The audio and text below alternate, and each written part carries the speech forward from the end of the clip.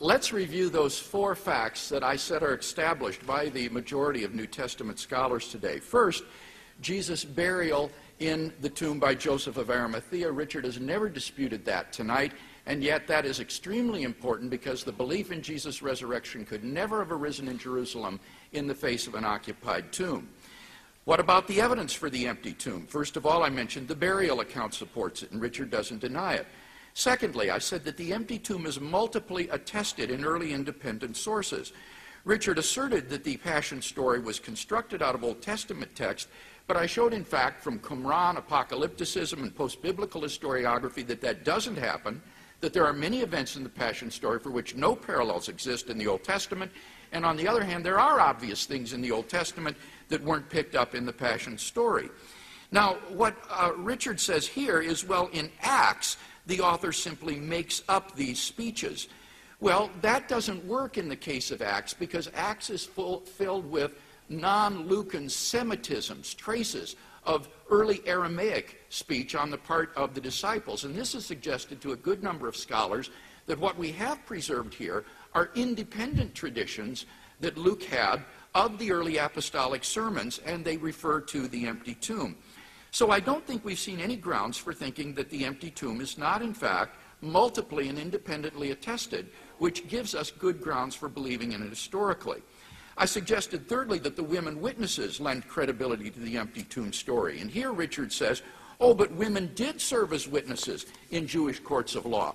What he's talking about is passages from the Mishnah, which is 200 years after the time of the gospel events. Moreover, when you look at these passages, what you find out that women can serve as witnesses on is only 2 things.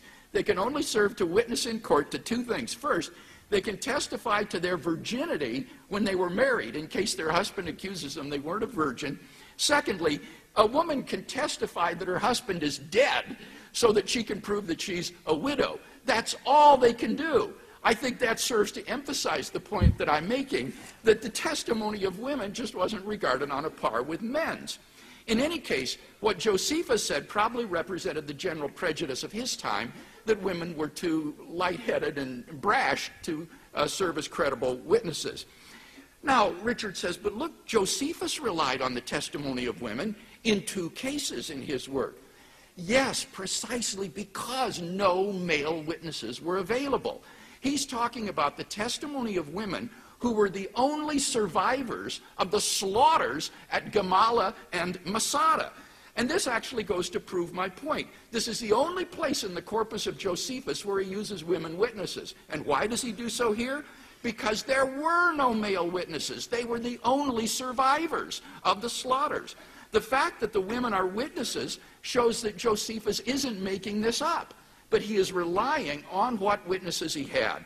And the gospel writers find themselves in exactly the same situation. He says, well, then I mentioned that the gospel accounts of the empty tomb are simple and untouched by legendary or theological embellishment. And he says, yes, they are. Look at the coincidences of the people's names, for example. Well, here I think Richard's speculations just go off the rails. He says that the 2 Marys at the empty tomb are symbols. Now, understand that 1 out of every 4 women at that time was named Mary. This was a very common name. But Richard says that Mary is like Miriam, and she was the sister of Moses, who was the leader of Israel, so Mary is a symbol for Israel, the Promised Land. And Mary Magdalene, he says, was from Magdala, which is a variant of the word tower, which is transcribed in the Septuagint as Magdalon, which designates the town of Migdol, which represents the borders of Egypt. So she is a symbol of Egypt, which is a symbol of death. Now, this is just hermeneutical speculation gone off the rails. It's a good hermeneutical principle that before you try to read the lines, you got to learn to read the lines. Before you try to read between the lines, you have to learn to read the lines, that is to say. And I don't think Richard has learned to do that yet. He says, well, it serves as irony. It's the reversal of expectations. But as I said, there is no reversal of expectations in the Gospel of Mark. It fulfills Jesus' predictions. Look at Richard's examples of reversal of expectations. James and John asked to sit at Jesus' right and left hand in glory. Now, what's the reversal of expectation supposed to be? Well, it says Jesus was crucified between two thieves. How is that any great motif of reversal of expectation? This is purely constructed and concocted. I think, as Robert Gundry says, the Gospel of Mark contains no hidden meanings, no sleight of hand, no Christology of irony that means the reverse of what it says. Mark's meaning lies on its surface. And when Richard gets into these symbolical speculations, well, all bets are off. What about the construction of the event from the Psalms? He says it's constructed from Psalm 24. Well, Psalm 24 is a liturgy that mentions the king's triumphal entry into Jerusalem and the temple. It has nothing to do with tombs, and Mark says nothing about Jesus as king. The only connection with Psalm 24 is the phrase, the first day of the week, and even that isn't identical in Greek. So again, this is just all fanciful in Richard's mind. I don't think that there's any persuasive grounds here for thinking that this is a literary creation. 5, the Jewish polemic presupposes the empty tomb. He says this appears only in Matthew. Right. Matthew felt obligated to refute this Jewish rumor. He wouldn't refute the rumor unless it was going around, and that rumor was that the body had been stolen, and that's why it was missing. And I think this goes to support the empty tomb. So I think we've got 5 good grounds for affirming the historicity of the empty tomb, and that's why, in fact, most scholars do support it. I didn't quote Gary Habermas as my support for that. I quoted Jakob Kramer, who is an Austrian specialist, and you remember said by far most exegetes support the empty tomb. What about the point about Paul's testimony? Let me have let me have slide 19, if I may here. There are 3 absurd theses that Richard defends that need to be gotten out on the table here with regard to Paul's teaching. The first of these is that the Corinthian error that Paul sought to correct was the belief that because Christ was already a spiritual man, he could rise from the dead while leaving his earthly body in the grave, while we could not.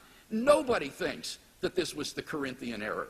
Absurd thesis 2, that the resurrection body is identical with what Paul called our inner man, which is growing inside us and will finally come out at the resurrection in an organized form like Casper the ghost. Those are Richard's words. This absurd interpretation has more in common with the movie Alien than with Pauline thought. Paul nowhere identifies the inner man in Christ with the resurrection body.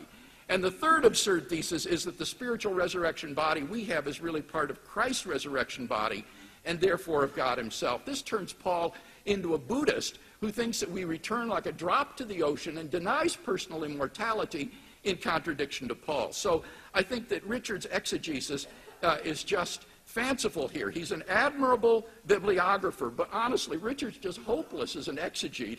This is crank exegesis, which no Pauline scholar would accept.